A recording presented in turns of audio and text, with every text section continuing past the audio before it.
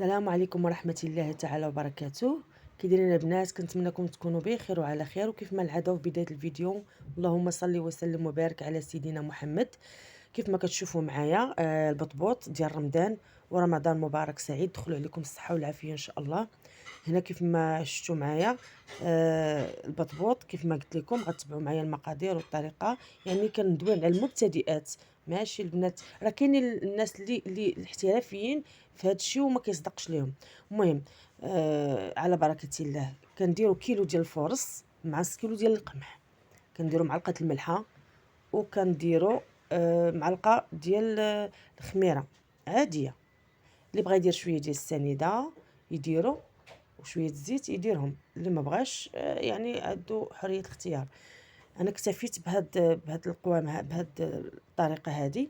انا كنعتمد على دائما كندير السكر وكندير الزيت، ولكن دابا غندير غير الملح وغندير الخميره. غنعجنوا العجينه جيدا.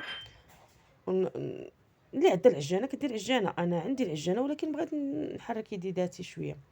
المهم كنخلطوا هاد البطبوط هذا، كنخلطوه ونخليوه بحال هكايا.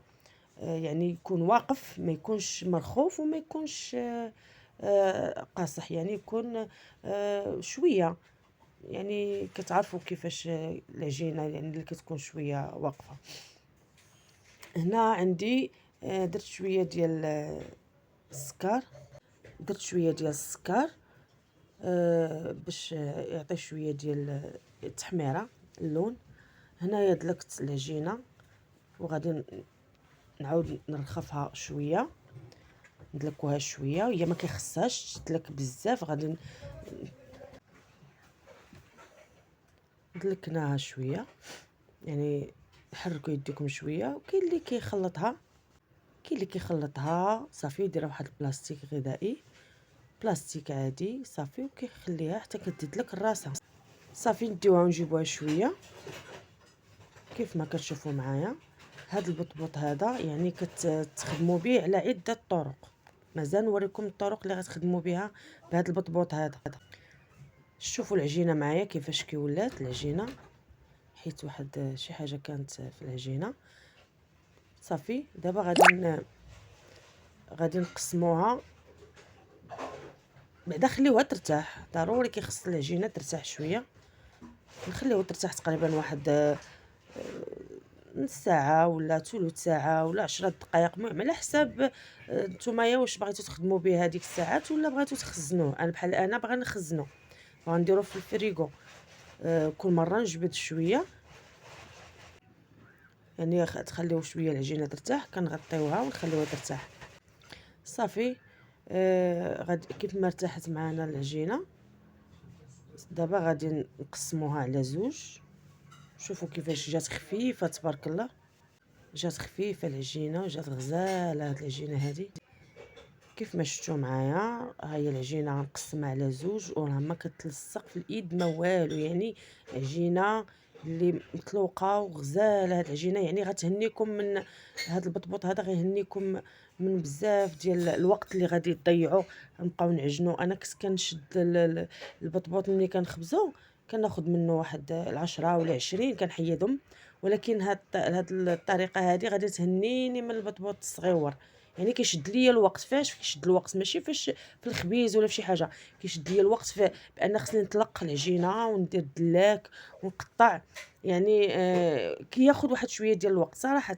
ولكن انا كندوي على البنات المبتدئات اللي طلبوا البطبوط، كيقولوا لي بغينا بطبوط. قلت لهم انا غادي نحط لكم في القناه وغادي تتبعوا معايا الطريقه والمقادير ان شاء الله. راه غادي ينجح معاكم، حيت ما كينجحش معاهم بطبوط، ما كيجيهمش ما كيتنفخش، وكيجيهم لاصق مصمط، يعني ما كيبغيش يتفتح ليهم. دابا طلقناها بالدلاك وخلينا واحد تقريبا واحد سنتيم بحال هكا ولا 2 سنتيم في العلو. يعني ما غاديش تجيبوها رقيق بزاف، غادي تاخذوا القطعه اللي حبيتو نتوما والقياس اللي بغيتو. كاينين هاد القطاعات هادو، كاينين اللي صغار منهم. الا عندكم القطاعات ديال البلاستيك غديروهم، ما عندكمش كاع القطاعات كديروا كتقطعوا بديك الغلاقه ديال القرعه ديال الشكلاط الكبيره. هذيك تقطعوا بها. وهذيك كنخدم بها انا بزاف لما ما كيكونش بعض المرات عندي هاد القطعه هادي، ولا ما كيكونش عندي هذاك العبار اللي بغيت، كنخدم بهذيك يا في المسمن يا في البريو في الورق، يعني في البسطيله الصغيره، يعني في كل شيء كنخدم به. دابا كنقطع هاد البطبوط هذا، كنقطعو بحال هكايا دوائر. صافي غنكمل هاد الكميه ديال التقطاع. والعجينه اللي كتبقى ليا كنشدها وكنديرها نخليها، وكنعاود تاني نخليها ترتاح ونعاود نخدمها تاني. دابا غادي نحطوا البطبوط معانا، البطيبطات الصغيورين غنحطوهم ونخليوهم حتى نكملوا هذيك العجينه كامله اللي عندنا. نحطوهم نستفوهم مزيان بحال هكا. كيف ما قلت لكم البنات اللي مبتدئات، اللي ما كيعرفوش يصايبوا هذا البطبوط الصغيور، كيعتمدوا بزاف البنات، كيعتمدوا بزاف على الشريان، كيشريو البطبوط بزاف، راه كيخدموه غير بالفرص. الا بات كيقصح، والا بقى الا فطرتوا به يعني الا خليتوه على الليل بغيتو تاكلوه، ولا شاطت شي حاجه بغيتوها الغد ليه، كتلقاو قاصح. راه كيخدموا غير بالفورس. راه كيديروا كميه مثلا خنشه ديال الفورس كيديروا فيها غير كيلو ولا 2 كيلو ديال القمح، ما كيديروش القمح بزاف. انا كنشوف الناس كيصايبوه هنا حدانا كيديروا مثلا واحد، نعطيكم مثال، يديروا واحد 10 كيلو ولا 20 كيلو ديال الفورس، كيديروا فيها نص كيلو ولا كيلو ديال القمح. قليله بزاف، هي خاصها تكون الكميه ديال الفورس غالبه، ولكن ماشي لهذيك الدرجه كيجي قاصح مصمط. لا، خص انسان دار واحد الحاجه غيديرها يعني بصدق. واحد تاق فيك وجاي ياخذ من عندك، اذا راه غادي يدير واحد الحاجه اللي مزيانه. ما كنعممش اغلب الناس كيديروا الفورس بوحدو، وقليل اللي كيديروا القمح. علاش اختي ما تاخديش الفورس وقمح وتعجني وطيبيه في دارك؟ علاش اختي ما طيبيهش راسك؟ علاش نمشي نشريه انا من الزنقه ما عرفناه اش فيه؟ علاش ما تعريش على دراعك وتنوضي تخبزي؟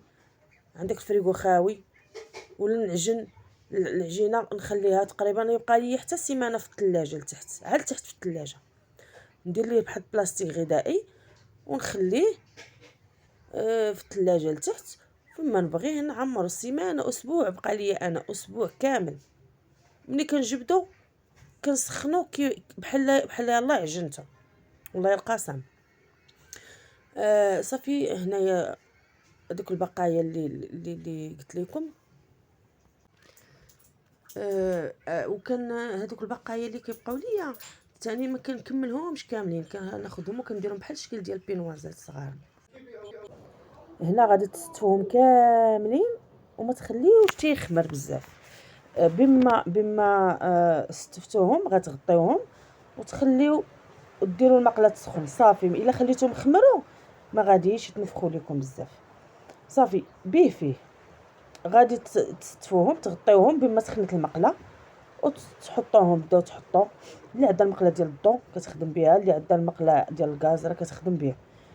المهم انا ندير معكم هاد الطريقه هذه، واللي عندها اللي عندكم غتخبزوا به. غتبقاو تخبزوه بحال هكايا وتقلبوا فيه غير شويه وتقلبوه باش يتنفخ لكم. صافي غتبقاو تدوروه هكاك البطيبيطات ديالكم. والعماره البنات راه دابا نشاركها معكم ان شاء الله. شوفوا كيفاش كيتنفخ، شوفوا البطبوط كيفاش كيتنفخ، ما تخليوش تيتحرق لكم، يعني يديكم تبقى تتحرك يد هنا يعني تبقاو تدوروا فيه. هاد المقله تهز لكم حتى 6 7، انا درت فيها غير 5. شوفوا كيفاش. ومن الاحسن تقطعوه عاد ديروه في. المهم تكملوا مع الفيديو. تبارك الله ما شاء الله الشتا كتصب، اللهم بارك يا ربي. صافي دابا كنديروا الخبزه الثانيه وكيف ما وريتكم. والعماره اختياريه البنات، يعني كيف ما بغيتوه غتعمروه.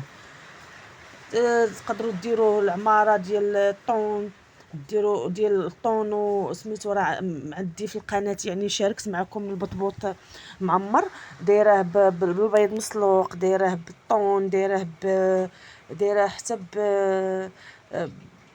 لدند وبصله، يعني دايره بالخص، دايره يعني بالانواع، اللي عنده الكفته، اللي عنده السوسات، يعني نوعوا في التعمير.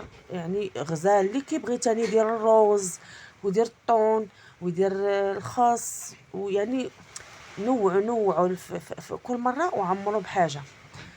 يعني العماره ماشي هي كل شيء، المهم هو يكون شي حاجه بنينه وعلى قد الحال. كاين اللي كيعمرها بالكبده، انا مؤخرا درت الكبده اللي سلقتها مع شويه ديال ورقه سيدنا موسى، وواحد شويه ديال قرنفل ومليحه، وتسلقوا، قطعتهم وشرملتهم. يعني هادوك كامل افكار مزيانين. وكاين تاني اللي كيدير الخضره، كاين اللي كيدير الشلاضه ديال الجرده، وكيتبقى ليه الشلاضه ديال الجرده ما كنلوحوهاش. والله الا ما كنلوحاش، انا كنخليها في الثلاجه ونزيد عليها، نزيد عليها الخس، نزيد عليها مطيشه، نزيد عليها طون، وندير عليها مايونيز ونعمر، كتجي غزاله. وكاين تاني اللي كيطيب على البيض وبصله، كيشحر البصله وكيدير البيض وكيعمر ويدير الزيتون مقطع كحل. يعني الطرق يعني كثيره بهذا البطبوط معمر. يعني حنا المغاربه يعني عندنا افكار كثيره في هذا البطبوط اللي كنعمرو.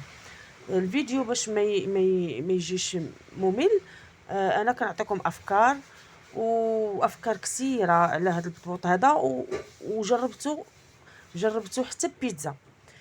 وقفت على بيتزا وما بقاش ليا الوقت باش نصايب العجينه، وما عنديش كي غندير. والدراري بغاو بيتزا، شديتو قطعتو على زوج وعمرتو جا بيتزا غزال.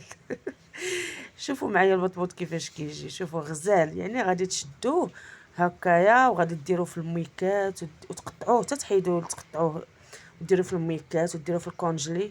يعني ويبقى لكم وقت ما بغيتوه كتجبدوه محلول غير بوحديتو. شوفوا البنات، ما تنساونيش البنات واحد اللايك واشتراك وتعليق، وتكتبوا لي كيفاش جاكم البطبوط. وانا كنهضر على المبتدئات، الناس المحترفين ما نهضرش معاهم. هذا الفيديو هذا درتو الناس البنات المحترفات.